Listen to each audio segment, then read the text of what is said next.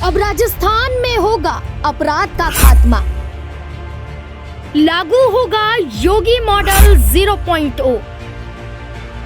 राजस्थान में आएगा bulldozer model, मिला बाबा बालकनाथ को आशीर्वाद।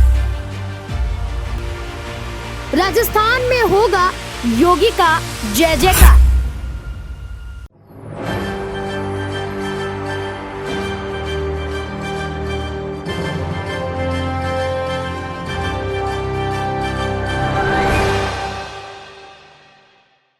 नमस्कार, मैं नाज़मीन खान और आप देख रहे हैं SPN 9 न्यूज।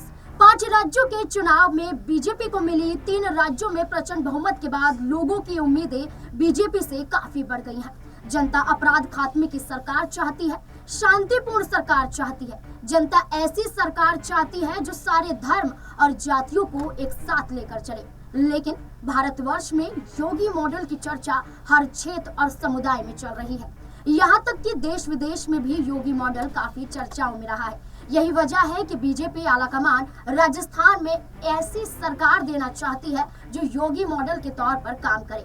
इसलिए राजस्थान में पूर्ण बहुमत के बाद पार्टी आलाकमान जमीनी स्तर पर ये तलाशने की कोशिश कर रही है।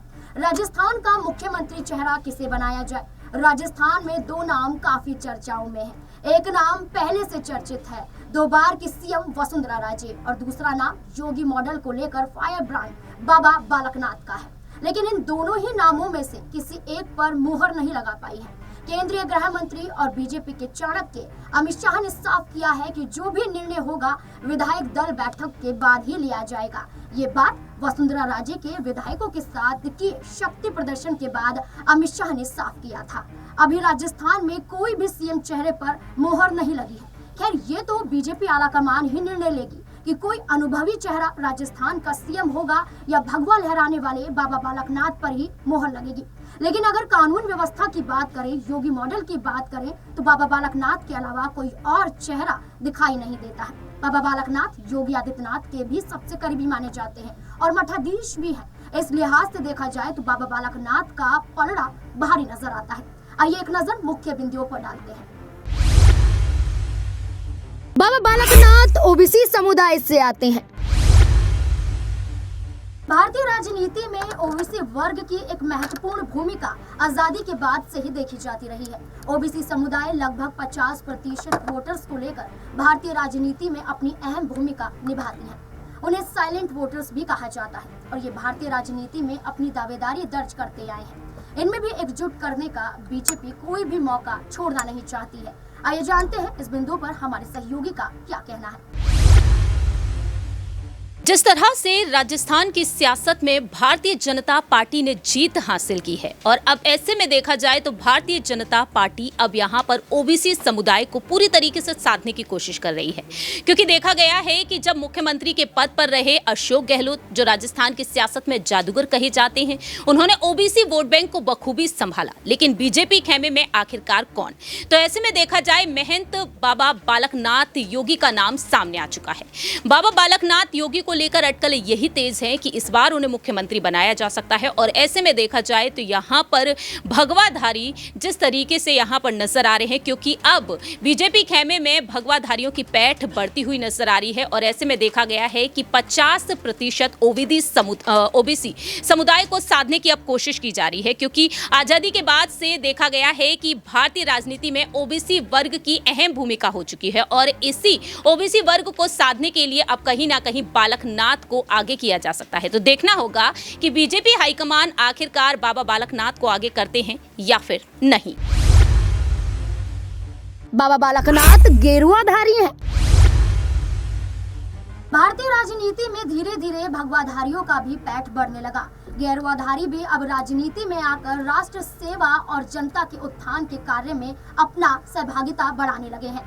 लोगों के बौद्धिक विकास के साथ साथ भौतिक विकास में भी अपनी सहभागिता दर्ज करा रहे हैं। यही वजह है कि पहले की तुलना में आज भगवाधारियों की संख्या बढ़ती जा रही है। इस खास रिपोर्ट में देखिए। देखिए, जो भारतीय राजनीति इस समय चल रही है, कहीं ना कहीं भगवाधारी एक राजनीति है और उसी राजनीति को यहाँ पर वो फॉलो करते हैं। और इस भगवाधारी को एक सॉफ्ट वर्ड में कहा जाए तो हिंदुत्व की राजनीति लगातार चल रही है।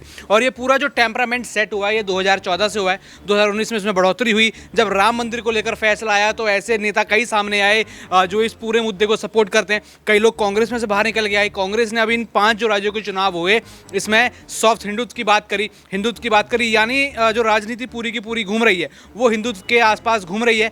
और ऐसे में एक और हिंदुत्ववादी नेता यहाँ पर बीजेपी लाकर 2024 के अपने रास्ते क्लियर करना चाहिए। और 2024 नहीं 2025 में भी जो चुनाव होने वाले हैं, तैयारी यहाँ भाजपा एक कदम अपनी आगे रखती है। और उसी के लिए यहाँ पर जो बाबा बालकनाथ की बात लगातार हो रही है कि गेरुआधारी हैं, भगवाधारी हैं, हिंदुत्व की वाली सोच रखते हैं, जैसे एक योगी आदित्यनाथ हैं। यूपी में जिस तरीके से यहाँ पर गेम खेला गया और यही गेम राजस्थान में खेला जा सकता है, क्योंकि जो कन्हैया लाल का मुद्दा रहा है, जिस मुद्दे को लगातार खुद यहाँ पर प्रधानमंत्री नरेंद्र मोदी ने उठाया और यहाँ पर अमित शाह ने उठाया, तो कन्हैया लाल के मुद्दे को पूरे हिंदुत्व के तौर पर मोड़ते हुए यहाँ पर राजस्थान में उन्होंने विजय पाई और इसी मुद्दे को लेकर वो सीएम अपना यहाँ पर घोषित कर सकते हैं। और बाबा बालकनाथ इस चेहरे के लिए सबसे बड़ा नाम यहाँ पर है। हिंदुत्व के फायर ब्रिगेड नेता है। हिंदू कई जातियों में बंटकर अपने अस्तित्व को खत्म करता जा रहा था, लेकिन आज पढ़े लिखे हिंदू भी अपने अस्तित्व को बचाने के लिए ये सोचने लगे हैं कि भारतीय राजनीति में बड़े बड़े नेता अपनी रोटी सेकने के चक्कर में 80% की नुमाइंदगी छोड़कर 20% की नुमाइंदगी में ज्यादा दिख रहे हैं। विकास के मुद्दे को छोड़कर सिर्फ जाति धर्म की राजनीति करते हैं और विकास के मुद्दे को भूल जाते हैं। इस देश में अंग्रेजों की नीति हमारे ऊपर लागू करते हैं, फूट डालो राज करो, लेकिन जनता है उसको सब समझ में आता है। यही वजह है कि वो एक चेहरे को अपना नेता मानना चाहती है जो कम से कम उन्हें बेहतर संरक्षण दे सके, ना कि उन्हें जाति धर्म पर लड़ाता रहे। ये सारी वजह बाबा बालकनाथ पर जनता का भरोसा और मुख्यमंत्री चेहरे की दावेदारी देखी जा सकती है। इस रिपोर्ट में देखिए बिल्कुल यहाँ पर अगर बात करें जिस तरीके से राजस्थान में मुख्यमंत्री के तौर पर इस वक्त बाबा बालकनाथ देखे जा रहे हैं और अगर बीजेपी की बात करें तो काफ़ी सोच समझकर उन्हें उतारा भी गया है चुनावी मैदान में। और जिस तरीके से वो लगातार एक्टिव मोड पर नजर आ रहे हैं, भले ही बाबा बालकनाथ उनका नाम है लेकिन राजस्थान की जनता उनके अंदर कहीं ना कहीं योगी आदित्यनाथ की छवि देख रही है, क्योंकि उनका जलवा राजस्थान में कुछ वैसा ही देखने के लिए मिल रहा है। बुलडोजर राज अब ऐसा लग रहा है कि उत्तर प्रदेश से निकलकर राजस्थान पहुंच चुका है। अगर योगी आदित्यनाथ की बात करें तो वो अपने बुलडोजर राज के लिए जाने जाते हैं, अपने कड़े एक्शन के लिए जाने जाते हैं और कुछ ऐसा ही बाबा बालकनाथ कर रहे हैं और शायद इसीलिए बीजेपी उन पर दाव खेलती हुई नजर आ रही है। बाबा बालकनाथ की बात करें तो वे साफ तौर पर इस बात को खुलकर मानते हैं कि वो हिंदुत्व को मानते हैं और उसे सर्वोपरि रखते हैं। कुछ ऐसा ही योगी आदित्यनाथ भी कहते हुए नजर आए। वे साफ तौर पर कहते हैं कि उन्हें पद से कुछ लेना देना नहीं है, उनका सिर्फ और सिर्फ एक एजेंडा है कि किस तरीके से हिंदुत्व को सबसे आगे रखा जाए और जनता के बीच इस बात को पहुंचाया जाए। और अब राजस्थान में बाबा बालकनाथ को देखकर भी ऐसा लग रहा है कि बीजेपी अपना हिंदुत्व कार्ड उनके जरिए राजस्थान में खेलती हुई नजर आ रही है। यादव जाति से आते हैं। ओबीसी समुदाय में यादवों का भी योगदान कम नहीं है।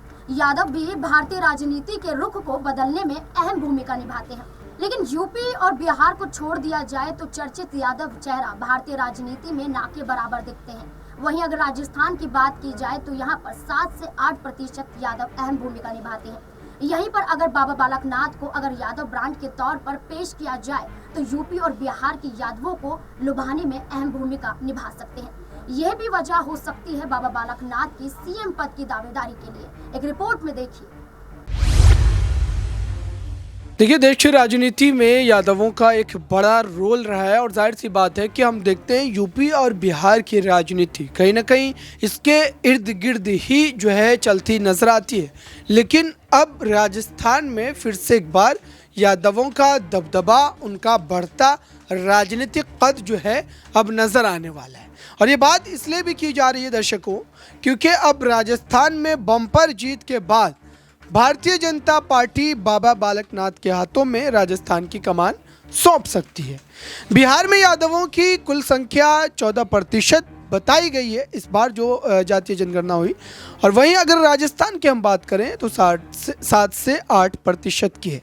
तो आप सोचिए कि राजनीति में यादवों का जो योगदान है वो यूपी बिहार में तो हमें नज़र आता है, लेकिन बाकी अन्य हिंदी बेल्ट के राज्यों में देखें तो दूर दूर तक नज़र नहीं आता है। तो क्या इस बार भारतीय जनता पार्टी बालकनाथ के हाथों में राजस्थान की कमान सौंपकर यूपी और बिहार की राजनीति को भी साधने की कोशिश करेगी? क्योंकि मात्र कुछ महीनों के बाद लोकसभा के चुनाव हैं और यूपी बिहार में सबसे ज़्यादा आप कह सकते हैं कि सीटें हैं कुल मिलाकर। तो ऐसे में अगर भारतीय जनता पार्टी को केंद्र की सत्ता तक दोबारा अपनी यात्रा को सफल करना है, मुझे लगता है कि उत्तर प्रदेश और बिहार की उन सीटों पर कहीं ना कहीं वो ज़रूर जो है अपनी राजनीतिक आप कह सकते हैं कि रणनीति को साधना चाहेंगे। और बालकनाथ को हो सकता है कि राजस्थान में इस वजह से ही मुख्यमंत्री का पद सौंपा जाए।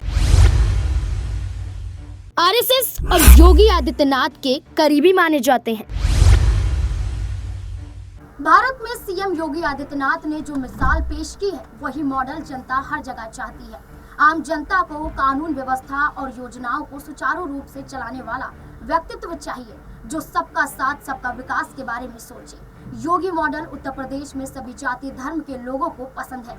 यही वजह है कि यूपी में दूसरी बार भी पूर्ण बहुमत की सरकार बनी। लोगों का कहना है कि बाबा हैं तो मुमकिन है। यही मॉडल बीजेपी राजस्थान में भी लागू करने की कोशिश करेगी और इस कोशिश में फायर ब्रिगेड नेता बाबा बालकनाथ से बढ़िया चेहरा कोई और नहीं दिखता। इस लिहाज से भी बाबा बालकनाथ की दावेदारी मुख्यमंत्री पद के लिए बढ़ जाती है। इस खास रिपोर्ट में देखिए।